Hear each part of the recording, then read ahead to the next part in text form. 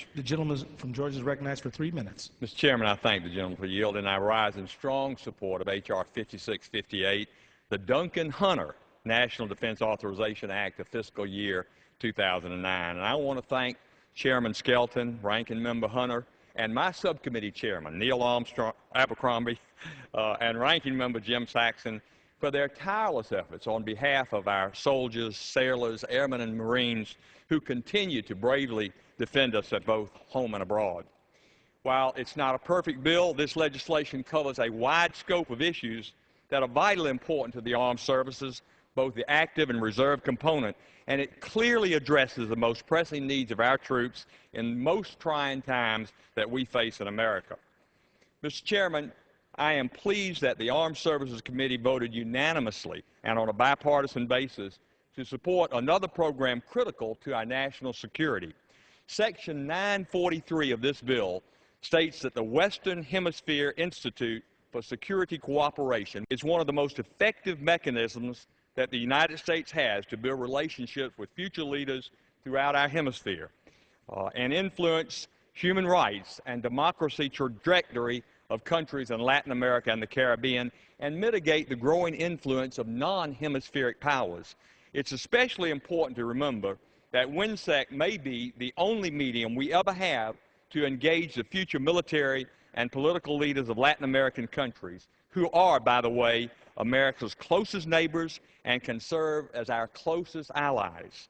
If we were not to engage with these nations, the void would be filled by countries with starkly different values than our own regarding democracy and, yes, human rights. And I'm talking about countries like Venezuela and China, whose influence in the region, as we know, is growing. The WINSEC School in Columbus, Georgia, at Fort Benning, the home of the infantry,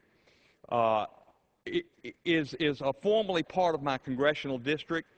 I am very proud to continue to serve on the Board of Visitors of the school. Mr. Chairman, I also want to further mention how pleased I am with the work of the committee this year to authorize funding for 20 F-22 Raptors in line with the current multi-year contract, and also to authorize the advanced procurement funds needed for a follow-on lot in 2010.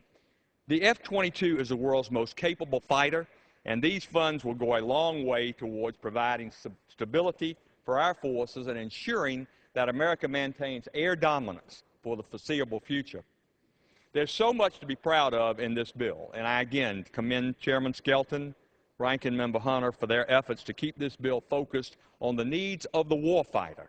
And I'd also like to take this opportunity, Mr. Chairman, to recognize Ranking Member Hunter, Air Land Forces Subcommittee Ranking Member Saxton, and Ranking Member of the Strategic Forces Subcommittee, Terry Everett of Alabama, for all their contributions, both to the Armed Services Committee and to the Congress over the years. Gentleman's time's expired. If I can have an additional 15 seconds.